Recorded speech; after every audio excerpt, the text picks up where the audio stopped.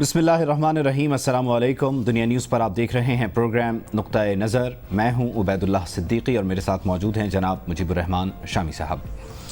आज के प्रोग्राम में तहरीक इंसाफ की जानिब से जो 100 रोज़ा प्लान पेश किया गया था, जो कि डेडलाइन पूरी होने जा रही है, उस पर हम गुफ्तगू करेंगे कि हुकूमती कारकर्दगी क्या रही और जो अमल दरामद है उससे मुताल्लिक क्या तफसीलात हैं, क्या मामलात जो हैं वो किस हद तक मुकम्मल हुए और क्या चीज़ें सिर्फ दावे की हद तक रह गई। साथ ही साथ जो अवामी राय है इन 100 दिनों से मुताल्लिक वो भी शामिल करेंगे। हालिया दहशतगर्दी की जो लहर है, ख़ास तौर पर लोअर और अगज़ई में धमाका हुआ और कराची में जो वाक़या पेश आया, चीनी कॉन्सुलेट पर हमला हुआ, पाक चीन ताल्लुकात को इससे कनेक्ट किया जा रहा है और फिर साथ ही साथ जो वज़रा दावा कर रहे हैं कि इसमें रॉ और NDS का नेटवर्क है, इस पर भी बात करेंगे। पाक भारत ताल्लुकात फिर इसी दौरान ज़ेर बहस लाएंगे। शामी साहब तज्ज़िया पेश करेंगे। पुनित पुष्कर साहब भारतीय सहाफ़ी हैं, वो हमें ज्वाइन करेंगे और जो करतारपुर राहदारी है उसके अलावा भारत के जो अपने मसाइल हैं, ख़ास तौर पर इंतखाबात और दीगर जो वहाँ पर इंतहा पसंदी के बढ़ते हुए वाक़यात हैं, उससे मुतालिक भी बात करेंगे। चीफ जस्टिस बरतानिया में हैं, डैम फंड रेजिंग से मुतालिक भी अपडेट्स आप तक पहुँचाएंगे। हमें वहाँ से हमारे कॉरेस्पॉन्डेंट ज्वाइन करेंगे अजहर जावेद, और फ्लैगशिप रेफरेंस से मुतालिक आमिर सईद अब्बासी को हम टेलीफोन लाइन पर लेंगे ताकि उनसे आज की कार्रवाई समझ सकें। शामी साहब, 100 रोज़ तहरीक इंसाफ ने ख़ुद को कैद कर लिया ये डेडलाइन देकर, या आप समझते हैं कि ये एक अच्छा इक़दाम है अपने आप को एक टाइम लाइन देते हुए आगे बढ़े, और कितने कामयाब हुए इन 100 दिनों में? देखें, ऐसे लग रहा है जैसे हम सब लोग ये समझ रहे हैं कि तहरीक इंसाफ 100 दिन के लिए बरसरे इक़्तिदार आई थी और उसका अहद इक़्तिदार जो है बस अब ख़त्म होने वाला है। ठीक है, तो उससे हिसाब कर लिया जाए कि उसने क्या किया। मगर ऐसी बात नहीं है। जो 100 दिन उन्होंने मुकर्रर किए थे, जिस तरह असल में ये जो अमेरिका के अंदर भी ये 100 दिन की बात होती है, वहाँ सदारती निज़ाम है और सदर जो है वो उसके हाथ खुले होते हैं, वो इंतज़ामिया का सरबरा है और एक सारे इंतज़ामी इक़दामात वो कर सकता है। यहाँ पार्लिमानी निज़ाम है, एक सदारती निज़ाम के मुकाबले में एक ढीला डाला सिस्टम है हमारा, और ख़ास तौर पर जब हुकूमत को मेजॉरिटी भी हासिल ना हो, ऐसी हुकूमतें कायम हुई हैं जैसे ज़ुल्फ़िकार अली भुट्टो साहब की हुकूमत थी और जैसे फिर नवाज़ शरीफ साहब की हुकूमत थी, जिनको 2/3 अक्सरियतें हासिल रही हैं, और ऐसे में वो कॉन्स्टिट्यूशन को भी अमेंड कर सकते थे और हर किस्म का कानून भी पास कर सकते थे, उनकी ताकत और थी। और फिर जो ऐसी कोलिशन गवर्नमेंट्स बनी हैं, जैसे कि यूसुफ रज़ा गिलानी साहब की हुकूमत थी, जैसे हमारी बेनज़ीर भुट्टो की हुकूमत थी और ख़ुद फिर उसके बाद नवाज़ शरीफ साहब की हुकूमत थी, तो उनके पास 2/3 अक्सरियत नहीं थी, बल्कि अक्सरियत भी एक कोलिशन के ज़रिए से यानी वजूद में आई थी। और नवाज शरीफ साहब का जो आखिरी दौर, उसमें भी सेनेट में उनके पास अक्सरियत नहीं थी। और इस वक्त खान साहब की जो पार्टी है बहुत मुश्किल उसको अपनी कोलिशन बनानी पड़ी है जिससे अक्सरियत की हमायत हासिल हो। कौमी असम्बली में चंद वोटों से उन्होंने जीता है, और इसके साथ ही जो सेनेट है उसमें उसकी अक्सरियत नहीं है। तो एक ऐसी हुकूमत जो कानून साजी नहीं कर सकती, जो वो चाहे, जो भी कानून चाहेगी बनाना, उसके रास्ते में रुकावट हो जाएगी, क्योंकि कानून जो है उसको मंजूर कराना होता है पहले कौमी असम्बली से और फिर सेनेट से। सिर्फ जो मनी बिल है, जो बजट से मुतल्लिक मामलात हैं, उसमें सेनेट का वोट जो है वो कोई अहमियत नहीं रखता, आप कौमी असम्बली उसे पास करती है। उसके अलावा हर कानून जो बनेगा उसमें कौमी असम्बली में मंजूर होगा, फिर सेनेट में मंजूर होगा।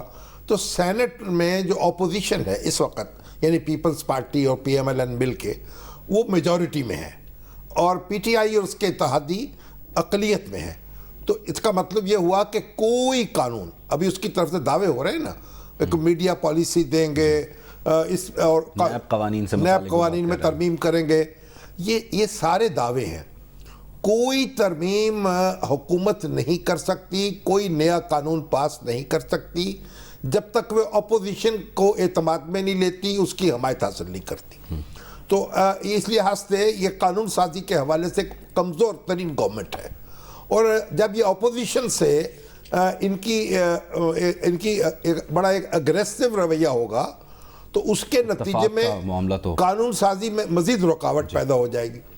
اس لیے آپ اس سے یہ توقع نہیں رکھ سکتے کہ وہ بہت بڑے قانون بنائے گی، لیکن انتظامی طور پر کچھ اقدامات ایسے کیے ہیں، کچھ تو مہنگائی بڑی ہے یا اکانومی کے مسائل پیدا ہوئے ہیں، ڈالر کی قیمت میں اضافہ ہوا ہے، روپیہ ڈیویلیو ہوا ہے، اور لیکن ایک یہ کسی نہ کسی طریقے سے جو ادائیگیوں کا توازن ہے، جو ایک بڑا مسئلہ ہے ہمارا کہ ہمارے پاس ڈالر نہیں ہے، اس کو برقرار رکھنے میں یہ حکومت کامیاب رہی ہے۔ اب مسئلہ یہ ہے کہ جو اس حکومت کے حامی ہیں نا، وہ ابھی تک اس کی حمایت سے دستبردار نہیں ہوئے۔ جتنے بھی سروے ہو رہے ہیں، حبیب اکرم صاحب نے بھی بڑی تفصیلی سروے کیے ہیں، اور 100 شہری جو ہیں ان سے بات چیت بھی کی ہے، تو ابھی تک یعنی اس کے نا امیدی نہیں لوگوں کی ہوئی، امید قائم ہے۔ اور جو اپوزیشن ہے، ظاہر ہے کہ اپوزیشن اگریسو ہے، خاص طور پر جو ہمارے مولانا فضل الرحمان ہیں، اور پھر بس چلے تو پھر 1 منٹ بھی نہ رہنے دو اس حکومت۔ ہاں جی، پھر لبیک والے جو ہیں وہ بھی اپنا ایک دھرنا دیا، اب دوسرے دھرنے کی تیاری کر رہے تھے کہ دھر لیے گئے، اب ان کو گرفتاریاں شروع ہو گئی ان کی۔ تو حکومت نے اسرٹ کیا ہے اپنے آپ کو۔ تو یہ جو حکومت ہے، اس کے مخالف جو ہیں وہ بھی چاہتے ہیں کہ اس کو وقت دیا جائے، یعنی بڑے مخالف جو ہیں، نواز شریف صاحب بھی اور آصف علی زرداری صاحب بھی، کوئی بھی اس حکومت کو ختم کرنے کے لیے سر دھڑ کی بازی لگانے کو تیار نہیں ہے۔ تو اس کا وقت تو ان کے پاس موجود ہے۔ اب دیکھنا یہ ہے کہ کس طریقے سے وہ آگے قدم بڑھاتے ہیں۔ وعدے بہت کیے ہیں، اور میرا کوئی سروے ہیں آپ کے پاس جو بتا دیجیے۔ جو حبیب اکرم صاحب والا سروے آپ نے جس کا ذکر کیا اختلافی نوٹ میں، انہوں نے اس کو شیئر بھی کیا۔ 4 سوالات تھے، تقریباً 100 لوگوں سے انہوں نے پوچھے۔ پہلا سوال اس میں یہ تھا کہ تحریک انصاف کی حکومت کو 1 سے 10 کے اسکیل پر کہاں ریٹ کرتے ہیں لوگ؟ تو تقریباً 4 سے 6 کے درمیان ریٹ کرنے والوں کی تعداد 58 تھی، اور 7 سے 8 کے درمیان ریٹ کرنے والے 13 تھے، جبکہ 1 سے 3 کے درمیان کل تقریباً 26% لوگوں نے۔ 100 جو ہے ممتاز افراد ہیں، ممتاز، بالکل، جو صنعت اور تجارت سے بھی وابستہ ہیں اور اہل دانش سے بھی جن کا تعلق ہے۔ دوسرا سوال حبیب صاحب نے جو رکھا شامی صاحب، وہ یہ تھا کیا یہ حکومت پچھلی حکومت سے بہتر کارکردگی دکھا سکے گی، جس میں تقریباً 60% لوگوں کا یہ ماننا ہے کہ ہاں ایسا ہوگا، دکھا سکتی ہے، جی، یعنی امکان ہے یا پوٹینشل اس میں ہے، بالکل، جبکہ 39% لوگ جو ہیں، تقریباً 39% وہ کہتے ہیں کہ ایسا نہیں ہو سکے گا۔ تیسرا سوال ہے اہم ترین چیلنج کا، کیا آپ کے نزدیک اہم ترین چیلنج کیا ہے؟ جس میں 55% لوگ یہ کہتے ہیں کہ معیشت ہے، اکانومی، جبکہ 20% کو لگتا ہے کہ گورننس ایک بہت بڑا مسئلہ ہے۔ احتساب کے لیے 14% لوگوں نے اپنی رائے دی ہے۔ بنیادی بات ہی معیشت ہے، اور ان کی سوئی اٹکی ہوئی ہے احتساب پر۔ اب احتساب بھی جو ہے وہ اداروں کے سپرد ہونا چاہیے، حکومت کو اپنا ہاتھ اس میں سے کھینچ نکال لینا چاہیے۔ چوتھا سوال جو ہے شامی صاحب، وہ یہ ہے کہ مدت یہ 5 سال پورے کریں گے یا نہیں، جس پہ 61% لوگ یہ کہتے ہیں کہ ہاں جی کیوں نہیں کریں گے، جبکہ تقریباً 29% لوگ کہتے ہیں کہ نہیں، یہ مدت تو پوری دیکھیں۔ جب اگر اپوزیشن ایسا موقف اختیار کر لے اور مڈ ٹرم الیکشن کا مطالبہ کرے یا کہے اسمبلیوں کو تحلیل کر دیا جائے، پھر اس کے لیے مہم چلائے اور پھر اس کے لیے جناب سڑکوں پہ نکلے، تو بہت اس میں 9 من تیل چاہیے رادہ جو ہے ناچنے کے لیے، یہ کافی مشکل کام ہے۔ ایک گیلپ کا سروے بھی ہے، گیلپ میں بھی میں کہا 49% لوگ کہتے ہیں وہ ہم مطمئن ہیں، اور یہ بڑی تعداد ہے۔ کارکردگی سے اسے بہتر ریٹ کیا ہے 49% لوگوں نے، جو بڑا دیکھیے، اور دیکھیے مخالفت میں جو ہے وہ اس سے کم 27% ہے، تو 49% ایک بڑی ہائی ریٹنگ ہے۔ تو اس کا مطلب یہی ہوا، جیسے میں نے پہلے عرض کیا، کہ آپ اگر اس میں تفصیل میں جاتے چلے جائیں، ایک بات کبھی دوسری بات، تو اصل بات یہ ہے کہ ابھی تک حکومت جو ہے وہ اس سے امیدیں وابستہ ہیں، اس کے حامیوں کی، اور اس کے مخالف جو ہیں اس کو گرانے کے لیے بیتاب نہیں ہے۔ اچھا، جو ایک چیز بار بار کہی جاتی رہی برآمدات سے متعلق، اس سے متعلق ایک پوائنٹ یہ ہے کہ برآمدات میں ایک واضح کمی آئی ہے۔ تقریباً اقتدار میں آنے سے قبل یہ 2 ارب 9 کروڑ ڈالر تھیں، اور اکتوبر میں یہ کم ہو کر 2 ارب 6 کروڑ پر آ چکی ہیں، جبکہ درآمدات میں اضافہ ہوا ہے۔ لیکن ایک خوش آئند بات یہ ہے کہ جو گیس کی قیمتوں میں اضافہ ہوا وہ اس طبقے پر نہیں ہوا کہ جو یہ بوجھ برداشت نہ کر سکے، تو کچھ ریلیف بھی ہے۔ فوکس ہے کہ برآمدات میں اضافہ ہو، اور ڈالر ہمارے پاس نہیں ہے، اس کے لیے دوست ملکوں کی امداد چاہیے، وہ اس کے لیے ہم چین کے ساتھ معاملہ کر رہے ہیں، سعودی عرب سے کوئی مثبت اشارے ملے ہیں، پیسے بھی موصول ہوئے ہیں $1 ارب کے قریب، اور اسی طریقے سے ملائیشیا سے بات چیت ہو رہی ہے, متحدہ عرب امارات سے ہو رہی, لیکن اصل اور جو آپ کا IMF ہے اس کی شرائط ایسی ہیں کہ ابھی تک حکومت اس سے معاملہ نہیں کر پا رہی. اور ایک تو خبر یہ آئی ہے کہ عمران خان صاحب نے کہا کہ متبادل اس کے ذرائع دیکھے جائیں. تو یہ ایک مشکل صورتحال ہے, لیکن چین کے ساتھ جو تجارت ہے وہ اب یوان میں ہوگی, تو اس کا مطلب ڈالر پر ایک پریشر کم ہو جائے گا, لیکن یوان بھی تو کمانے پڑیں گے نا. چین کو ہم کیا برآمد کریں گے, اور پھر چین جو ہے اس سے یوان کیسے حاصل کریں گے, کیا قرض لیں گے ہر سال اتنی بڑی مقدار میں. تو یہ چیلنج تو درپیش ہیں, لیکن فوکسڈ بھی ہیں. ہاں فوکسڈ ہیں اور حکومت دعویٰ کر رہی ہے. میں کہا ہمیں دیکھنا ہوگا اور ان کو موقع دینا ہوگا. صرف یہ حکومت جو ہے اس کو خطرہ جو ہے اس کے اپنے آپ سے ہے. اگر یہ اپوزیشن کی زبان اس کے جو بعض لوگ بولتے ہیں اور جو پروک کرتے ہیں اپوزیشن کو, اور یہ ان کے لیے کوئی اچھی خبر نہیں ہے, کیونکہ اپوزیشن کو ٹھنڈا رکھنا جو ہے وہ حکومت کے لیے ضروری ہے. اور یہ جو بار بار کا نام احتساب کریں گے, بندے پکڑ لیں گے, احتساب کرنے کا اختیار ان کے پاس نہیں ہے. احتساب کرنے کا اختیار اداروں کے پاس ہے, یہ اسی پر فوکس کرنا چاہیے. تو جتنا یہ اپنا ہاتھ جو ہے ایک اگریشن سے کھینچتے چلے جائیں گے, میرا خیال ہے اتنا ان کے حق میں بہتر ہوگا. باقی تو وہ اپنا برا اور بھلا خود سوچ سکتے ہیں. اچھا, کچھ جو اپوزیشن کا رد عمل ہے وہ بھی شامل کر لیتے ہیں. نون لیگ نے اسے کہا ہے کہ یہ یو ٹرن ہوگا, 100 روزہ پلان جو ہے جنہوں نے خود بیان کیا اس سے پیچھے ہٹ جائیں گے. اعتزاز احسن صاحب یہ کہتے ہیں کہ اس پلان سے نہ کچھ نکلا نہ نکل سکتا ہے, جبکہ مولانا صاحب کہتے ہیں کہ میرے بس میں ہو تو اس کو 1 منٹ بھی نہ چلنے دو. بس میں نہیں ہے نا ابھی فی الحال, تو ابھی تو بے بس ہیں. اچھا, فیاض الحسن چوہان صاحب نے بڑی اچھی بات کی ہے, پہلی بار شاید. اچھی. وہ کہتے ہیں کہ آپ ان پہ فکر چست کرتے ہیں, وہ غصہ سارا مجھ پہ نکالتے ہیں. چلیں, اور بڑی خونخوار نگاہوں سے مجھے دیکھتے ہیں. 100 دن کا ان کا کہنے کا مطلب یہ ہے کہ 100 دن کا جو ہمارا پلان تھا وہ ایک ڈائریکشن تھی, اس کا مطلب ہرگز یہ نہیں تھا کہ آپ کیلکولیٹر لے کر ہمارا حساب شروع کر دیں. ہاں یہ بات تو درست ہے نا, یعنی اس میں اس حد تک تو وزن ہے, کیونکہ یہ حکومت جو ہے مینڈیٹ تو اس کا 5 سال کا ہے نا. لیکن اس وقت بھی دیکھیے, میں بعض چیزیں جو ایسی ہیں نا, مثلا انہوں نے ایک شیلٹر ہوم بنانے کا شروع کیا یہاں لاہور میں. اچھا, اس سے کوئی بہت بڑی تعداد میں لوگ جو ہیں جو بے گھر ہیں ان کو جگہ نہیں ملے گی, مسافروں کو, لیکن اس سے ایک میسج انہوں نے اچھا دیا ہے. ابھی تک تو جو ہمارے بے گھر افراد ہیں وہ داتا دربار پہ جا کر یا میاں میر صاحب کے دربار پہ جا کر سو جاتے ہیں, وہیں سے ان کو کھانا بھی مل جاتا ہے. ان کے شیلٹر ہوم جو ہیں وہ مزارات ہیں اور مسجدیں ہیں, تو اب وہ وہاں جا کے رات بسر کر لیتے ہیں. اور مسجدوں میں بھی پہلے تو یہ چلن تھا کہ محلے والے جو مہمان آتے تھے ان کو کھانا کھلا دیتے تھے. اب یہ مسجدوں میں ذرا مہمان نوازی کم ہو گئی ہے دہشت گردی کے خوف کی وجہ سے, لیکن مزاروں میں اب بھی یہ مہمان نوازی جاری ہے.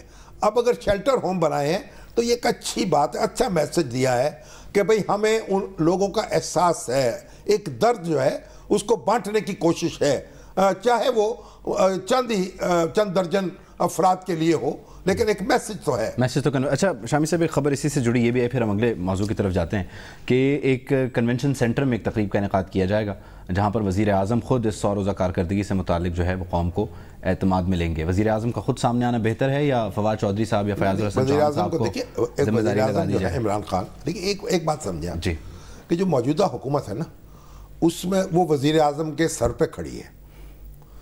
وزیر اعظم کی جو شخصیت ہے, اس وقت ذوالفقار علی بھٹو صاحب کے بعد یہ ان کی جو شخصیت ہے عمران خان صاحب کی, اس کے گرد حکومت گھوم رہی ہے. بیچ میں نواز شریف صاحب اور بے نظیر بھٹو جو ہیں وہ بھی ایک حد تک مرجع خلائق تھے, لیکن بے نظیر بھٹو رخصت ہو گئیں, اور نواز شریف صاحب جو تھے وہ ایک اپنے آپ کو ذرا پیچھے ہٹاتے چلے گئے. یہ جو لوگوں کے ساتھ ایک ان کا تعلق جڑا ہوا تھا نا, وہ اس کو کچھ ذوف پہنچا ہے. تو عمران خان صاحب جو ہیں یہ حکومت ان کے گرد کھڑی ہے یا ان کے سر پہ کھڑی ہے یا ان کے بل پہ کھڑی ہے یا ان کے کندھوں پہ کھڑی ہے. اس لیے جب یہ بولتے ہیں تو اپنے حامیوں کو ایک زبان دے دیتے ہیں, ایک آرگومنٹ دیتے ہیں, اور وہ ان میں تھوڑی توانائی پیدا ہو جاتی ہے. مخالف جو ہیں وہ بھی حرکت میں آتے ہیں، لیکن یہ جو حرکت میں برکت ہوتی ہے نا، تو حکومت کا جو وجود ہے، جتنا خان صاحب متحرک ہوں گے اتنا ہی حکومت جو ہے وہ اس اپنا وجود جو اس کا محسوس ہوگا۔ چودھری نثار علی خان صاحب بھی یہ کہتے ہیں نا کہ جس طرح کی فیلڈ ملی ہے عمران خان صاحب کو، ایسا گراؤنڈ تو قاف لیگ کو بھی نہیں ملا، لیکن ان کو کرنا یہ چاہیے کہ اچھی ٹیم کے ساتھ گراؤنڈ میں اتریں اور کارکردگی دکھائیں۔ ایک نجی ٹی وی کو انہوں نے انٹرویو دیا، ہاں ابھی تو، لیکن انہوں نے یہ بھی واضح کیا میں نون لیگ میں ہی ہوں۔ دیکھیے جو نثار علی خان صاحب بڑے زیرک سیاستدان ہیں، لیکن آخری جو الیکشن گزرا ہے 2013 اس میں وہ کوئی اچھی حکمت عملی نہیں بنا سکے۔ مجھے خود ذاتی طور پر صدمہ ہے جس آئسولیشن میں وہ چلے گئے ہیں، لیکن بہرحال سیاستدان جو ہوتا ہے وہ اپنا کپڑے وپڑے جھاڑ کے کھڑا ہو جاتا ہے۔ پھر اب وہ بھی کپڑے جھاڑ رہے ہیں، اللہ کرے کھڑے ہو جائیں اور اپنا رول ادا کریں۔ ایک اچھی شخصیت ہے ان کی، عمدہ شخصیت ہے، ایک یعنی بڑے باکردار شخص ہیں، باوقار شخص ہیں، ان کا ایک رول ہونا چاہیے، لیکن انہوں نے خود ہی اپنے راستے میں بڑی رکاوٹیں کھڑی کر لیں اور اپنے آپ کو محدود کر لیا۔ پر ایک بات آپ دیکھیے کہ یہ اس حکومت کی ایک خوبی یہ ہے کہ یہ اس کے تعلقات افواج پاکستان سے بہت اچھے ہیں، تو سول اور ملٹری ایک ہی پیج پر، جو ہم محاورہ بولتے ہیں نا ہم، اب جہاں عمران خان صاحب جاتے ہیں وہ چیف آف آرمی اسٹاف بھی ان کے ساتھ جاتے ہیں۔ آج میران شاہ گئے ہیں، وہ بھی ان کے ساتھ ہیں۔ اس کے بعد وہ آپ دیکھیے کہ وہ جب سعودی عرب جاتے ہیں تب بھی اکثر وہ ساتھ ہوتے ہیں، یو اے ای میں گئے تب بھی ساتھ ہیں، اور چین میں بھی نہیں، چین میں نہیں تھے، مگر اس سے پہلے ہو کے آگے کیا کہتے ہیں، پیش خدا چلا ہوں، فرشتے ہیں ساتھ ساتھ، کوئی ساغر لیے ہوئے، کوئی مینا لیے ہوئے۔ تو یہ جو سٹرنگتھ ہے ان کی، اب یہ سٹرنگتھ ہماری افواج پاکستان کو بھی اس کو ایک طاقت بنانا چاہیے ریاست کے لیے، اور حکومت کو بھی طاقت بنانا چاہیے ریاست کے لیے۔ جیسے عمران خان صاحب نے خود کہا تھا یوم شہداء پر کہ ایک یہ مت ہے اور اس کو ہم نے توڑنا بھی ہے، اچھی بات اس پر کام ہو رہا ہے۔ یہی دیکھیے، یہ دو پہیے ہیں، ہم تو پہلے کہتے تھے نا حزب اختلاف اور حزب اقتدار جمہوریت کی گاڑی کے دو پہیے ہیں۔ اب ہم یہ کہتے ہیں کہ یہ فوج اور سول یہ جمہوریت کی گاڑی کے دو پہیے ہیں، تو اگر یہ دو پہیے درست چل رہے ہیں تو گاڑی چلتی رہے گی۔ اچھا شامی صاحب بریک پر جانا ہے، لیکن اس سے پہلے اسی 100 روزہ پلان سے متعلق خبر ہمارے نمائندے حسن رضا نے شیئر کی ہے، فائل کی ہے، کہ جو پنجاب حکومت نون لیگ کی تھی اس نے کچھ منصوبے شروع کیے، اور انہی منصوبوں کو اب تحریک انصاف کے وزراء اپنی تصاویر کے ساتھ شیئر کر رہے ہیں اور یہ بتا رہے ہیں کہ ہمارے شروع کردہ ہیں۔ تو اچھے منصوبوں کا تسلسل چلے، اس میں کوئی بری بات تو نہیں؟ دیکھیے اب یہ بچہ جو ہے جس کا وہ تو اسی کا رہے گا، ٹھیک ہے نا، اس کی ولدیت تو اتنی آسانی سے تبدیل نہیں ہوتی۔ لیکن ایک اچھی بات چلو اسی طرح سے تھی، اگر ان کو یہی شوق پیدا ہو گیا، وہ منصوبے جاری ہیں، یہ اچھی بات ہے۔ وہ منصوبے ختم نہیں ہونے چاہیے، انہیں پایا تکمیل تک پہنچنا چاہیے، اور یہ جو ہمارے عثمان بزدار صاحب ہیں کچھ آہستہ آہستہ کچھ حرکت میں آتے چلے جا رہے ہیں، تو ان کو بھی کوشش کرنی چاہیے کہ ان کا جو ایک شخصیت کا تاثر ہے وہ ذرا اچھی طرح قائم ہو۔ جیسے کرکٹ میں کوئی بھی بیٹسمن 100 رنز کرنے کے بعد مزید کھل کر کھیلتا ہے، تو ان 100 دنوں کے بعد شاید عثمان بزدار صاحب بھی، مطلب یہ کہ ابھی تک ان کی طرف سے کوئی بہت ایسا نہیں لگا کہ سنچری بنا لی ہو۔ اگر ایک رن روز بناتے شاید کوئی سکور کر دیں۔ اچھا، لیکن یہ ہے کہ بعض اوقات لمبی اننگ کھیلتے ہیں نا، ٹھکا ٹک سے بھی کچھ کام چل جاتا ہے۔ چلیں ہم ایک بریک شامل کرتے ہیں، تک بھی شامل ہوتا ہے نا، یہ تک بھی لگ جاتا ہے۔ ایک بریک شامل کرتے ہیں، بریک کے بعد واپس آئیں گے تو لوور اورگزئی اور کراچی میں جو چائنیز قونصلیٹ پر حملہ ہوا اس سے متعلق گفتگو کریں گے۔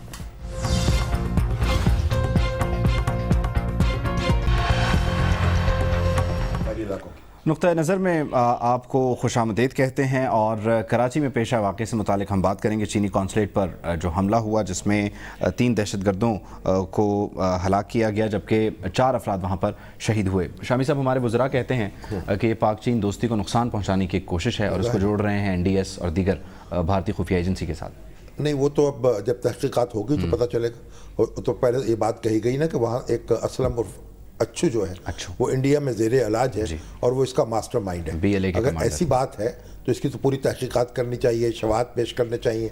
تو کیونکہ اگر ایسی بات ہے وہاں بیٹھ کے کوئی پلاننگ ہوئی ہے تو اس کے تو بڑے ایک بین الاقوامی طور پر اس کے اثرات ہوں گے، کیونکہ یہ جو قونصل خانہ ہوتا ہے نا یا جو امبیسی ہوتی ہے وہ جس ملک کی امبیسی ہو یا قونصل خانہ اس کی سرزمین کا حصہ سمجھا جاتا ہے. تو اگر اس پہ حملہ کوئی کرتا ہے تو گویا چین پر حملہ ہے وہ پاکستان کے حملے سے زیادہ. تو یہ بھی سمجھنا ہے اگر کوئی دوسرے ملک میں پلاننگ ہوتی ہے تو پھر دوسرے ملک کی بھی باز پرس ہو سکتی ہے اور ان کا یعنی ایک بین الاقوامی مسئلہ بن سکتا ہے. تو اب یہ جو تفتیش کرنے والے ادارے ہیں یہ ان کی ذمہ داری ہے کہ شواہد پیش کریں تاکہ پھر اس مسئلے سے پراپر طریقے سے نپٹا جا سکے. لیکن اصل دیکھیے اب یہ جو 2 سویلین شہید ہوئے اور 2 پولیس والوں نے جان دی اور وہ ہماری بچی جو ہے سہائے عزیز تالپور وہ ایک متوسط درجے کی بچی ہے تالپور اندرون یعنی گاؤں سے تعلق ہے اس کا. اور اسی طرح ایک سیکورٹی گارڈ جمن کلہوڑو انہوں نے بھی وہاں پر بھرپور مزاحمت کی. ٹھیک ہے نا. اب وہ جو ہے اس کو تو ایک چینی نوجوان نے شادی کی پیشکش کر دی لیکن وہ اس کو پہلے شادی شدہ ہے اس کے بچے بھی ہیں. اب وہ یہ چینی سفیر تھے آج یہ ڈپٹی جو ہیں وہاں کے ایک سیکنڈ میں آپ کو پوری تفصیل بتاتا ہوں. ڈیپٹی چیف آف مشن انہوں نے کہا ہے کہ چین ہر چینی قوم بہت شکر گزار ہے اور ہر چینی جو ہے ایک یوان دے گا اور ان جن لوگوں نے اس کو ریزسٹ کیا اور جانے دی ان کے لیے. اور اس طرح سے آپ کا اندازہ لگایا جا رہا ہے کہ کچھ 27 ارب روپیہ اکٹھا ہو جائے گا. تو اس میں ان کی امداد بھی کرنی چاہیے اور اس کا ایک فنڈ جو ہے دہشت گردی کے خلاف ایک مستقل اس کی نوعیت اس کی ہونی چاہیے تاکہ جو بھی سویلین خاص طور پر نشانہ بنے ان کی امداد کی جا سکے. اور جو ایک بڑی خوش آئند بات ہے اور چین نے یہ بات کر کے ایک اچھے اثرات مرتب کیے ہیں پورے پاکستانی قوم پر اور چین کی طرف سے بڑا اچھا رسپانس بھی اس پہ آیا ہے اور تمام قوم ان کی جو ہے وہ تشکر کے جذبات ہیں. اب آپ کے پاس کوئی ہے؟ اسلم خان ہمارے ساتھ موجود ہیں تاکہ جو تحقیقات ہوئی معلوم کریں آپ کیا پیش رفت کیا ہے. بیورو چیف کراچی اسلم خان ہمارے ساتھ ہیں. اسلم کہیے گا. ہاں جی اسلم خان صاحب.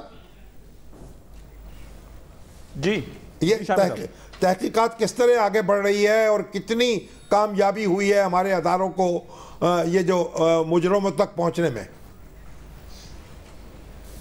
دیکھیں سہولت کاروں تک تو یہ ہمارے قومی ادارے پہنچ چکے ہیں لیکن اگر بات کریں کہ جو مرکزی ملزم ہے جس طرح آپ نے بات کی کہ یہ کہاں پر یہ دہشت گردی کا منصوبہ بنا اور کس طرح پایا تکمیل تک پہنچا، مقامی سہولت کار اس میں استعمال ہوئے اور جو دہشت گرد تھے وہ بھی ہم کہیں گے کہ مقامی ہی تھے. بدقسمتی سے اب تک اگر بات کریں کہ 15 سے زائد افراد کو حراست میں لیا جا چکا ہے جن میں ایک خاتون کے حوالے سے بھی کہا جا رہا ہے کہ اس کا موبائل فون بھی اس میں استعمال ہوا، اسے بھی حراست میں لیا گیا. اور ساتھ ساتھ اگر بات کریں شہزاد پور سے بھی ایک حراست میں لیا گیا ایک شخص کو، کراچی سے بھی کچھ ملزمان کو کچھ حراست میں لے گئے. اس واقعے کے حوالے سے جو گاڑی جو استعمال ہوئی 2012 کے بعد سے یہ اوپن لیٹر پہ چلتی رہی، 4 مرتبہ اسے فروخت کیا گیا اور اس حوالے سے بھی کچھ لوگوں سے تفتیش کی گئی ہے. گاڑی میں 3 سے زائد افراد کے ایک شبہ ظاہر کیا جا رہا ہے کہ گاڑی سے جو فنگر پرنٹس اٹھائے گئے وہ 4 سے 5 افراد کے ہو سکتے ہیں. 3 تو دہشت گرد اس واقعے میں مارے گئے. اور اگر ہم بات کریں کہ مرکزی ملزم کالعدم تنظیم کے میر حیار بری اور اس کے ساتھ ساتھ اسلم اچھو سمیت 13 سے زائد افراد کو اس میں نامزد کیا ہے. جو ادارے ہیں ان کا یہ کہنا ہے کہ جلد ایک بڑا بریک تھرو ملنے کا امکان ہے. یہ بھی جو CCTV فوٹیجز وہاں پر ہی موجود تھی اور ساتھ ساتھ اس بات کی بھی اندازہ لگایا گیا ہے کہ یہ ملزمان ہب کے راستے کراچی پہنچے تھے. شیرشاہ سے ان کی فوٹیجز ملی ہیں. شیرشاہ سے وہ گلبائی کے راستے پھر وہ مائی کراچی روڈ سے ہوتے ہوئے بورڈ بیسن اور اس کے بعد یہ چائنیز کانسرٹ تک پہنچے تھے. تو وہ ایک روٹ ان کا ایک حاصل کر لیا گیا ہے کہ اس روٹ سے وہ پہنچے تھے. کچھ فوٹیجز وہاں سے مل گئی ہیں. 100 سے زائد ایک ایسے نمبروں کا ریکارڈ مرتب کیا گیا ہے جو اس وقت اس علاقے میں جو میں کہوں گا کہ وہ آپریٹ ہو رہے تھے، استعمال میں ہو رہے تھے. اور اس کے ساتھ ساتھ اگر ہم بات کریں کہ سیکورٹی گارڈ جمن سے جب بات کی تو اس نے کہا کہ دہشت گرد 8:15 اور 8:30 بجے کے درمیان بھی آئے تھے اور ویزا سیکشن جانے کی انہوں نے بات کی تھی لیکن اس وقت چونکہ ویزا سیکشن بند تھا تو انہیں اندر جانے نہیں دیا گیا. وہ پہلے بھی آئے تھے اور اس وقت وہ عام شہری کے طور پر اندر داخل ہونے کی کوشش کی اور اس کے بعد وہ 3 جب دہشت گرد آئے تو انہوں نے آتے ہی فائرنگ کی تھی جسے سیکورٹی گارڈ اور جو ہمارے پولیس کے جوان محمد عامر اور SI اشرف داؤد تھے انہوں نے جام شہادت بھی نوش کیا. سیکورٹی گارڈ زخمی ہوا اور یہ اس طرح اس واقعے میں تھا. था। अब अगर हम बात करें मजमूई तौर पर, जैसे शामी साहब मैंने बताया कि 100 अफराद का एक मोबाइल डाटा हासिल किया गया, उसमें जो है वो उस नंबर को छांटा जा रहा है कि कौन कौन राब्ते में था। जैसे ये कहा जा रहा है कि दहशतगर्द उस खातून से भी राब्ते में थे, इस तरह की भी बात की जा रही है।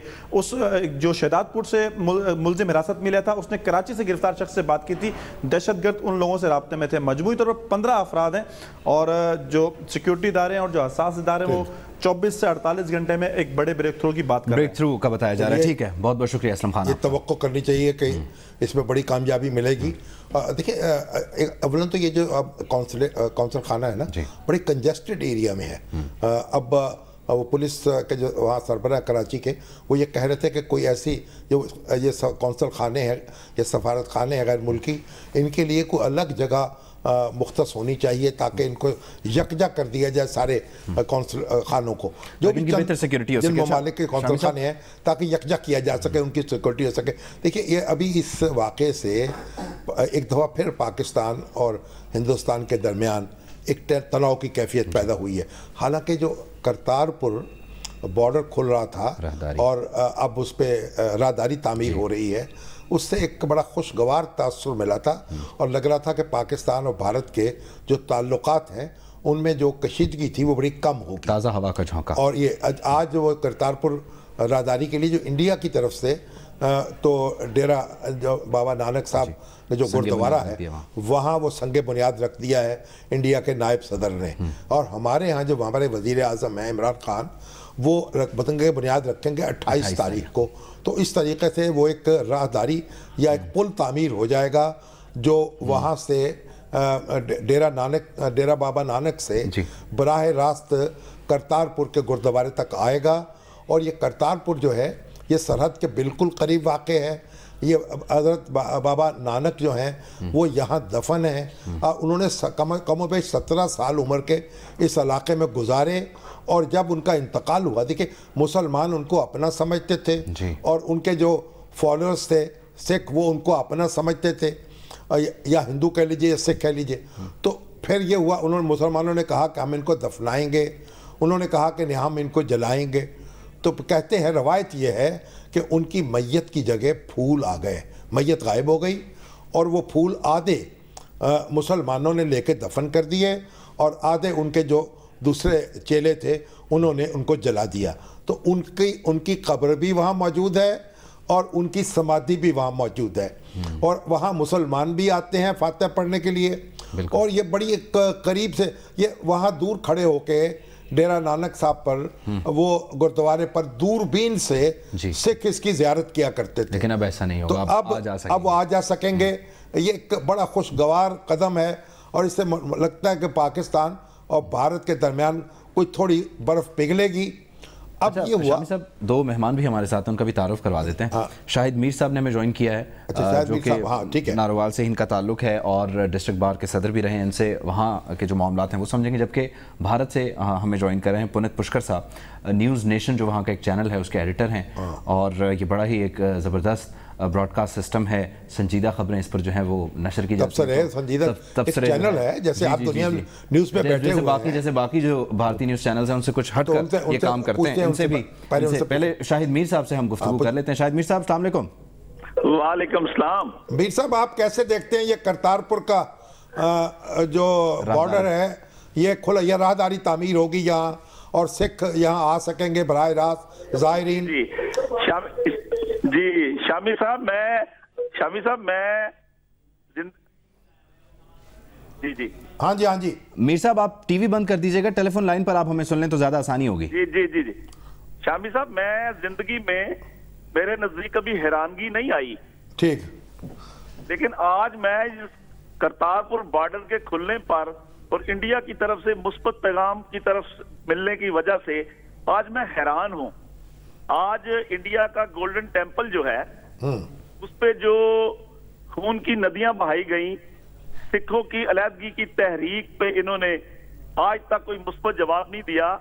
आज जब ये करतारपुर बॉर्डर खुलने की बात हुई है तो मुझे, अगर मैं मुस्बत निगाह से देखूं तो इनको दूसरे बॉर्डर्स पर भी निगाह करनी चाहिए, उनको भी खोलना चाहिए।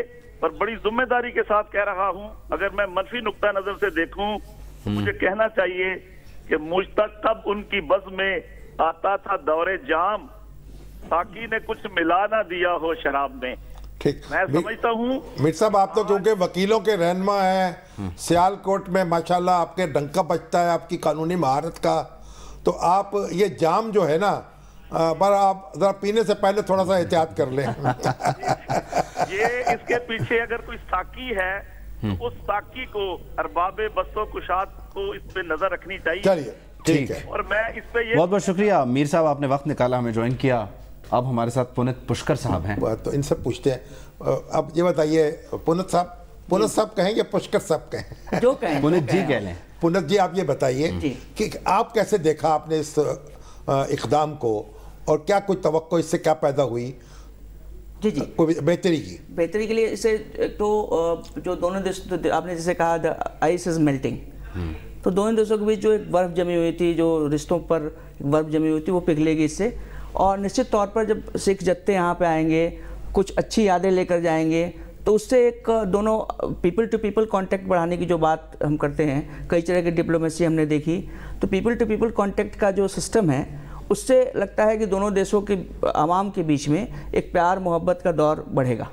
آپ یہ بتائیے، اس وقت ہمارے پاس جو خبریں آتی ہیں معلوم ہوتا ہے کہ بھئی مودی صاحب تو بڑے غصے میں ہیں اور پاکستان پر بڑے برس رہے ہیں، اور وہاں مسلمانوں کا عرصہ حیات تنگ ہو رہا ہے اور بڑی ٹینشن ہے، الیکشن نے بڑی ایک تناؤ پیدا کر رکھا ہے. کیا یہ بات ہمارا تاثر درست ہے؟ نہیں، بالکل درست نہیں ہے. وہ دونوں طرف میں پولیٹیکل، جیسے میں نے بتایا، پولیٹیکل کمپلسنس ہیں ہندوستان طرف میں بھی اور پاکستان کی طرف میں. کچھ سیکشنز کو خوش کرنا ہے یہاں کی اسٹیبلشمنٹ کو، یا پاکستان کی اسٹیبلشمنٹ ہو یا ہندوستان کی اسٹیبلشمنٹ ہو، تو اس سیکشن کو خوش کرنے کے لیے کئی طرح کے بیانات آتے ہیں. لیکن آپ ایک عام شہری کے طور پر دیکھیں تو دونوں دیشوں کے شہری آپس میں ایک دوسرے سے ملنا چاہتے ہیں، باتیں کرنا چاہتے ہیں. جیسے میں اپنے ایک دوست کی شادی میں شریک ہونے ہندوستان سے یہاں آیا ہوں، مجھے بہت پیار ملا لوگوں کا. سب نے کبھی کسی نے کوئی ایسا آبجیکشن والی بات نہیں کہی، اور مجھے ایسا فیل ہو رہا ہے کہ اگر مجھے اس طرح کا پیار مل رہا ہے تو اور لوگوں کو بھی ایسا ملتا ہوگا. تو یہ ایک چینل ہمیں، نہیں یہاں جائیں گے تو وہاں بھی پیار ملے گا. بالکل ملے لیکن گا. یہاں جنہیں پیار مودی ملتا صاحب کو ڈرائیں گے تو نہیں ہمیں؟ نہیں، بالکل نہیں ڈرائیں گے. اچھا، لیکن پونت جی جنہیں یہاں پیار ملتا ہے وہ جب وہاں واپس جاتے ہیں، جیسے نوجوت سنگھ سدھو، جی ان کے ساتھ پھر حشر بھی اچھا نہیں ہوتا. مودی صاحب کا خود بیان ہے ان سے متعلق اور انہیں جواب دینا پڑا. نہیں، وہ یہ کیا سائیکی ہے؟ وہ دیکھیے، جو ہو رہا ہے پولیٹیکل کمپلسنس ہے. میں جیسے کہا نا کہ وہ پولیٹکس ہے. وہ چیزیں اب سدھو صاحب یہاں پہ آئے، اس کو ان کے اپوزیشن، چونکہ وہ کانگریس کے ہیں اور وہاں بی جے پی کی سرکار ہے، بی جے پی اس کو ڈفرینٹ پرسپیکٹیو میں دیکھ رہی ہے. تو یہ چیزیں ہوتی رہتی ہیں، وہ پولیٹکس کا ایک حصہ ہے.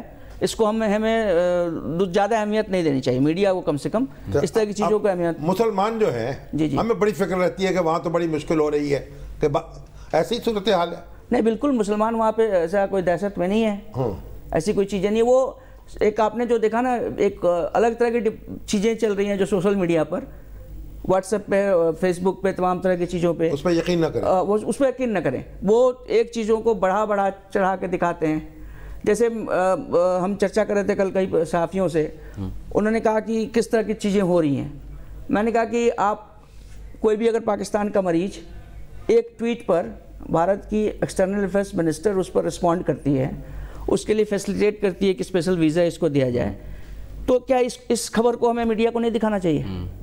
ہم یہ دکھا رہے ہیں کہ ہم ہندوستان نے کیا کیا، پاکستان نے کیا کیا چیزیں، لیکن ہمیں جو پازیٹیو آسپیکٹس ہیں جو دونوں طرح کے، دونوں دیشوں آپ کیا چاہتے ہیں کہ میڈیا پرسن کے طور پہ آپ کیا چیزیں کرنی چاہیے؟ ایک دو تین کچھ بتائیں آپ. بالکل. جیسے ہم نے کئی طرح کی ڈپلومیسی دیکھ لی، ٹھیک، track two diplomacy, back channel diplomacy, front channel diplomacy, international pressures, سب چیز ہم نے آزما لی ہے نا ابھی تک پچھلے 70 سالوں میں دونوں دیشوں کے بیچ میں. میری دلی اکشا ہے، اور کئی ایسے صحافیوں سے میں نے بات کی پاکستان کے بھی، جو یہ چاہتے ہیں کہ دونوں دیشوں کے بیچ میں ایک میڈیا ڈپلومیسی بھی ہونی چاہیے. میڈیا بھی ایک دوسرے سے کانٹیکٹ میں رہے. میڈیا جیسے ایک اچھی خبر میں نے مجھے آج ابھی آتے آتے ملی ہے کہ کرتارپور صاحب کے لیے وہاں انڈین میڈیا کو انسٹیٹیوٹ آف کارڈیالوجی میں ان کا آپریشن ہوا ہے، اینجیوپلاسٹی. شامی صاحب ہمیں ایک بریک لینی ہے. کن کی آپریشن ہوا ہے؟ ایک جہاں پر جو گردوارہ ہے وہاں پر بھارت سے ایک مہمان آئے ہوئے تھے، ان کو دل کا دورہ پڑا پھر انہیں راولپنڈی لے جایا گیا, وہاں ان کا علاج ہوا اور ڈاکٹرز نے مفت علاج کیا. تو اس پہ ہم بات کرتے ہیں مزید, جو میڈیا ڈپلومیسی ہے اس سے متعلق بھی جانیں گے, لیکن ایک بریک ہمیں شامل کرنی ہے, بریک کے بعد واپس آئیں گے.